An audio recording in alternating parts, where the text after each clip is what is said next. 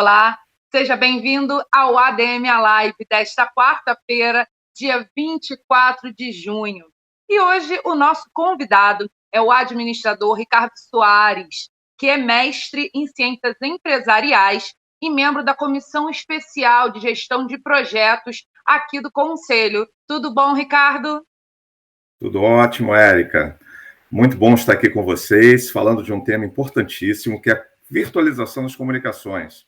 Um momento que impacta todos nós e que merece uma atenção especial. Como é que nós podemos melhorar essa performance nesse momento tão crítico e que certamente vai nos ajudar também, não é, a produzir os resultados esperados. As empresas não param, as organizações têm necessidades e nós precisamos reagir de uma forma positiva nesse momento. Exatamente. Comunicação já era importante antes da pandemia, antes dessa crise que a gente está passando, mas agora é mais ainda, porque está tudo mudando e está tudo virtual. Então, vamos falar dessa virtualização das relações. O que muda? Como é que vai ser essa nova perspectiva, Ricardo? Eu diria que já mudou. Primeiramente, que não foi uma mudança planejada. Hoje, a gente fala muito da questão do trabalho em home office. Só que eu entendo home office como um ambiente estruturado, planejado, onde as pessoas têm os equipamentos necessários. Se a conexão é por internet, a internet tem uma banda que atende. E de verdade não foi isso que aconteceu, Érica. As pessoas foram retiradas do trabalho, colocadas em casa, sem uma infraestrutura planejada, muitas vezes dividindo o computador entre o trabalho da escola da criança, com uma rede que não atende, num ambiente que a gente expõe a nossa casa, não é? As pessoas entram na nossa casa para interagir, num ambiente desestruturado. Então, de verdade, eu acredito que a resiliência foi muito importante no primeiro momento. As pessoas tiveram que se readaptar a essa nova condição, negociar internamente quem faz o trabalho, quem usa o celular, mas, num segundo momento, que eu entendo que será uma nova normalidade, outras perspectivas devem ser atendidas em termos de infraestrutura, o domínio das novas tecnologias, as pessoas foram lançadas a isso. Eu tive que me tornar virtual, não é? E digital em 3 dias, com todas as organizações com quem eu me relaciono e com diferentes plataformas. Um desafio bastante significativo nesse momento. Você falou da questão da resiliência, né? A gente tem ouvido muito falar sobre isso, discutido sobre isso. A resiliência em relação à comunicação, elas andam juntas? Porque, assim, quando você fala de comunicação virtual, de você se virtualizar, como você citou, é preciso também ser resiliente, encontrar o seu próprio caminho dentro dessa virtualização, não é isso, Ricardo? Sem dúvida. Eu diria que nós ficamos, nesse momento, andando numa corda bamba, né? Você tem, de um lado, toda a responsabilidade, a necessidade de fazer as entregas que são exigidas pelo trabalho. Nós temos toda a responsabilidade e o peso da questão profissional. E, de um outro lado, a questão emocional. Como é que eu estou nesse momento? Como é que ficam as relações dentro de casa? Como é que eu equilibro uma nova questão onde vem a pergunta de quem é a louça, né, no final daquilo tudo que é feito? Eu diria que a palavra-chave para quando você está andando numa corda bamba é equilíbrio. É conseguir equilibrar todos os parâmetros profissionais com os pessoais e entre a razão e a emoção a gente conseguir realmente performar de uma maneira que não te faça mal, que não te adoeça. Então, algumas pessoas já se queixam, não é, que o confinamento e essa pressão está trazendo para algumas pessoas até um quadro de depressão. Eu diria que, dependendo da forma como você reage, você pode transformar isso também em realização. Então, como nós lidamos, o problema não é o problema, é como nós lidamos com ele. Se o Brasil já era um dos campeões da síndrome de Burnout, eu acho que agora a gente vai tomar essa liderança, infelizmente, né? Com certeza. E, de verdade, eu vejo. Na verdade, eu tenho enxergado a crise de uma maneira muito positiva. Tenho conversado com muitos administradores, com muitos profissionais que têm dito, Ricardo, eu estou trabalhando triplo. Essa coisa de vir para casa dá aquela sensação, poxa, agora eu não preciso mais me deslocar, vou ter mais tempo, não é, para mim e não sei não. De Não, verdade, não. isso teve um revés. A gente acaba enxergando que todo o tempo disponível acaba sendo de alguma forma ocupado, mas nós temos que tomar alguns cuidados. Eu não estou fora desse contexto, tenho trabalhado bastante, mas vejo um cenário bastante assim otimista em termos de oportunidades. Eu digo que o que a pandemia trouxe vamos colocar assim, de aspectos negativos com relação à saúde, para alguns profissionais, como por exemplo para os professores, trouxe também um desafio muito significativo para dizer o seguinte: o que você consegue fazer de maneira diferente melhor? Então, hoje eu tenho atendido a vários cursos já através de plataformas digitais, introduzido novas ferramentas, e aí eu estou dizendo que o microlearning, as pílulas de conhecimento já estão sendo colocadas, associando softwares que permitem a gamificação das relações e construindo um espaço virtual que seja realmente atrativo. Não adianta pegar uma aula que acontecia na sala de aula e tentar trazer para o ambiente virtual. No ambiente real, quando as pessoas não reconheciam uma interação boa, já digitavam na frente do Aham. professor. Imagine num ambiente onde às vezes você nem vê o outro. Então, a retomada tem que ser diferenciada e eu acredito que esse é um bom momento para se reinventar. Quais são os pilares da comunicação assertiva, né? O que a gente tem que ter como base para uma boa comunicação assertiva? Perfeito. Primeiro pilar, eu. A comunicação que eu faço comigo mesmo. Muitas vezes as pessoas se comunicam mal internamente, colocando mensagens que não são positivas, do tipo, isso é muito difícil, isso eu não vou conseguir. Então, a comunicação intrapessoal é o primeiro pilar. Se eu consigo fazer uma boa comunicação intrapessoal, me posiciono positivamente com relação aos desafios, é certo que eu consigo também fazer uma boa comunicação interpessoal, interagindo de uma maneira positiva com o outro. Dificilmente uma pessoa vende o que ela não compra. Então, no momento que eu me posiciono positivamente, eu também passo positividade nessa comunicação. Os desafios são colocados como factíveis. Então, isso ativa até alguns neurônios, não é? Redes neuroniais e neurotransmissores que nos ajudam, como a própria endorfina. Então, a endorfina é o neurotransmissor dos bons pensamentos, da positividade. Fica ativado numa comunicação. Além disso, a mensagem. Como eu estruturo a mensagem? Eu tenho agora, numa comunicação virtual, alguns segundos para ativar a atenção. Então, eu comecei a comunicação, não consegui ativar a atenção reflexa dessa pessoa pode ir para outras coisas. Ela tem Uhum. problemas a resolver, ela tem outras atividades que não são aquelas, e muitas vezes coisas mais interessantes e mais prazerosas para pensar do que você está propondo. Então, se eu não consigo despertar a atenção, nos primeiros momentos, eu posso estar perdendo o elo da comunicação. A mensagem deve ser clara e objetiva. A forma é um outro pilar. Às vezes a mensagem é boa, mas a forma não é boa. Além da atenção, despertar interesse em notando que não existem, por si só, assuntos interessantes, existem pessoas interessadas.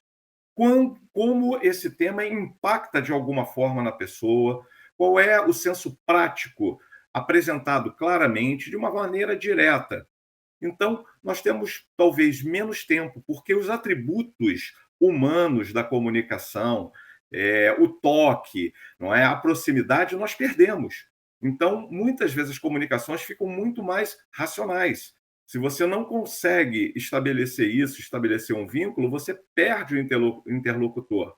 Então, a atenção, não é? O interesse, para despertar o desejo e levá-la à ação. Então, a forma tangencia todos esses elementos. E o momento. Então, o momento também é importante. Se é uma tratativa de um feedback, por exemplo, corretivo, Será que no momento onde a pessoa está mais impactada, o conflito está ocorrendo, é o melhor momento de se dar esse feedback? Aham. Né? O momento de dar um feedback de incentivo. Então, hoje, muito se questiona sobre a questão de como você engaja as pessoas nessa comunicação virtual, fazer um bom engajamento, para que as pessoas se sintam parte. Então, se sentindo parte, se sentem importantes, sua autoestima, mas muitas vezes no dia a dia, sem colocar no ambiente virtual, deu certo, ninguém elogia, não Uhum. é?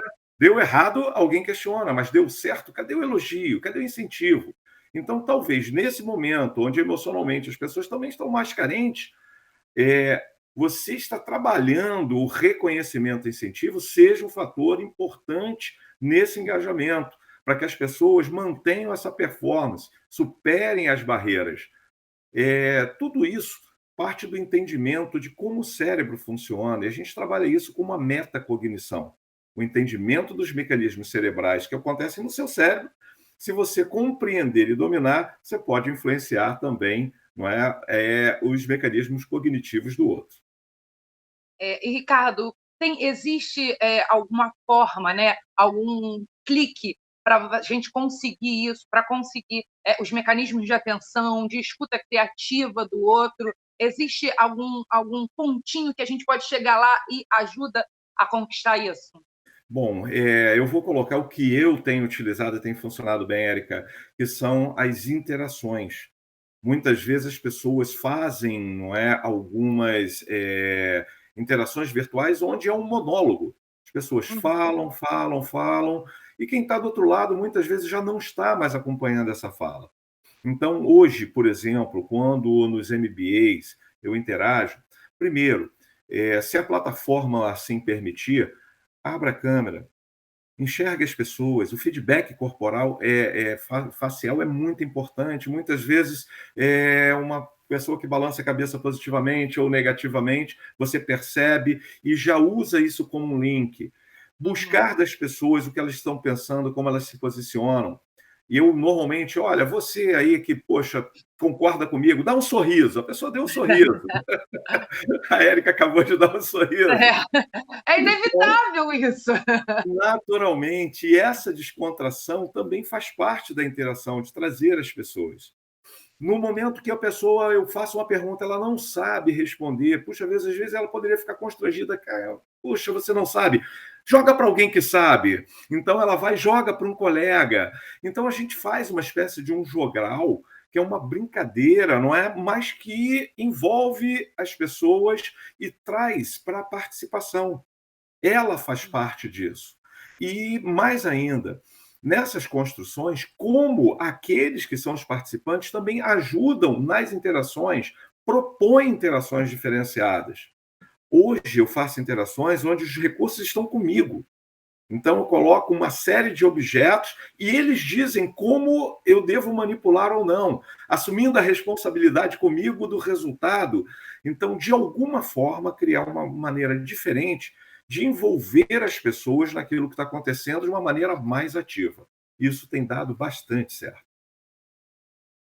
Ricardo, a gente recebeu um comentário aqui quando a gente falou de educação sobre a questão dos professores, né? Como você voltou a Sim. esse tema, o Sabino Eric Sabino, falou: a falta de preparo também foi nítida na área da educação. Professores com dificuldade até para trabalhar com pacote Office e com a internet nem se fala. É a questão da gente ter sido jogado nessa situação, né, Sim, Ricardo? sim, sim. Mas eu diria o seguinte: isso é uma onda que não vai parar e nós temos algumas alternativas. Uma, surfar essa onda. Ela tem energia para nos levar muito longe. Pegar um jacaré, né? Quando você não tem todos os recursos, mas mesmo assim aproveita essa energia. Ou ficar em zona de turbulência, que é levar um caixote. Então, eu diria que para quem já levou um caixote, né, na onda, é bem conhecido, a gente fica desorientado. A gente não aproveita a energia e às vezes corre até para o lado errado, né? Corre para dentro d'água de novo. Eu diria que nós temos que enxergar essa onda como uma energia positiva e estarmos preparados. E a pergunta que eu faço para o Eric, eu devolvo a pergunta, né? Como é que o Eric está se preparando nesse momento de pandemia? Quais são as habilidades e competências que ele está desenvolvendo quando existem uma série, por exemplo, de cursos gratuitos pelo CRA, não é, que ele pode estar realizando para melhorar essas competências e sair diferente e mais forte nesse momento. Quantas outras instituições oferecem cursos gratuitos? Eu fiz um trabalho aqui em casa com meus 2 filhos, eles estudam numa universidade pública e estão, naturalmente, não é sem a atividade da universidade. Mas Uhum. nós fizemos um plano de desenvolvimento, onde eles fizeram um cronograma e se comprometeram a fazer 2 cursos, né, um curso por semana, 4 cursos por mês. Então, numa pandemia que dura 3 meses, 4 meses, eu estou dizendo que são 12 cursos que eles podem levar como capacitação, não é? Por um novo momento que eu não sei qual será, mas que certamente as pessoas estarão disputando essas vagas e quem tiver melhor preparado tem mais chance. Então, esse é o momento da gente refletir, dizendo o seguinte: o que eu estou fazendo, não é, para sair mais forte e melhor desse momento de crise? A crise, como eu disse, traz muitas oportunidades. Então, para a gente fechar, vamos ao momento futurologia, né? Porque a gente não sabe o que vai acontecer, mas a gente sabe que tem que se preparar para o que a gente não sabe que vai acontecer. Então, vamos Perfeito. fechar, Ricardo, fazendo uma análise dos fatores críticos para o sucesso, para o real sucesso do aumento dessa performance da comunicação virtual. Vamos trabalhar com futurologia e analisando os pontos-chave para ter sucesso nisso. Não querendo ser Nostradamus, né, mas enxergando aquilo que poderá acontecer, provavelmente o resultante, né, desse ambiente hoje vai ser alguma coisa híbrida, que não será totalmente virtual, mas que também não será provavelmente totalmente presencial. As organizações, as instituições de ensino já entenderam, já enxergaram que talvez não seja necessário as pessoas todo o tempo, não é, dentro de uma organização, que algumas das relações podem sim se virtualizar e podem ser estabelecidas por resultado, por entrega, não mais uma doação ou um contrato baseado em tempo. Agora, o quanto eu preciso conhecer de tecnologia? Quais são as plataformas disponíveis e quais são aquelas que mais se adequam dependendo do tipo de interação e do ambiente que eu vou utilizar? Como eu, não é, estabeleço o meu ambiente virtual? Quais são os recursos que eu preciso? O que eu preciso melhorar? Como ser humano, como eu posso trabalhar melhor, não é? E em equipes virtuais, que não necessariamente estarão comigo ao meu lado, mas podem estar comigo conectadas, não é? E produzindo resultados que eu diria até melhores e maiores do que se produz hoje. Então, de verdade, eu diria o seguinte: o mundo mudou, vai mudar ainda mais, e se nós queremos transformar aquilo que existe em algo melhor, devemos começar por nós mesmos. Pensar em quais são as competências que você tem, domina e que você vai aproveitar, e quais são as outras que você vai precisar desenvolver para surfar essa onda de desenvolvimento. Bom, então vamos trabalhar, né? A palavra-chave é trabalhar para tentar ser um melhor comunicador, né? Para alcançar a alta performance. É isso, Ricardo? Com certeza. Eu ouvi muito falar em refletir, em repensar, eu digo é reagir. Vamos agir para realmente conseguir os resultados que nós tanto desejamos. E para aqueles que são os gestores, os administradores, que são um elo de conexão importante entre a alta gestão, a operação, uma conexão com seus pares, tem aí uma oportunidade ímpar de fazer da comunicação seu diferencial. O ambiente virtual trouxe desafios, mas traz muitas oportunidades. E essas oportunidades, quando visualizadas e aproveitadas, trazem também crescimento na carreira, possibilidades, não é, de nós estarmos atuando de forma diferente em novas áreas. Eu diria que o mundo está à nossa disposição. Vamos aproveitar. Com certeza. Bom, acabamos a nossa conversa. Foi um prazer falar com você. E olha, você é uma pessoa muito querida, hein? O que tem de gente nas nossas redes sociais. Manda um abraço para o Ricardo. Muito bom, Poxa, Ricardo. fico Professor muito Sandro feliz aí, Reis, meus Denise alunos. Oliveira. o Rafael Bergarias, todo mundo Opa. querendo parabenizar o seu trabalho. Eu também gostei, eu gosto muito desse tema de comunicação, né? Então, muito produtiva a nossa entrevista. E para quem acompanhou a gente, saiba que vai ficar disponível nas nossas redes, na nossa TV CRARJ, para sempre que você quiser conferir essas dicas ótimas do nosso Ricardo. E muito obrigada pela sua presença, querida. Maravilha, eu que agradeço e parabenizo a todos que estão presentes por estarem investindo realmente num futuro melhor, melhor para a sociedade, para as pessoas, para a organização, que dirá para o planeta. Vamos Com juntos. certeza. Bom, e você já sabe, né? Amanhã a gente se encontra aqui de novo, às 10 horas da manhã, no nosso ADM A Live. Tchau, tchau, fique bem e, se possível, fique em casa.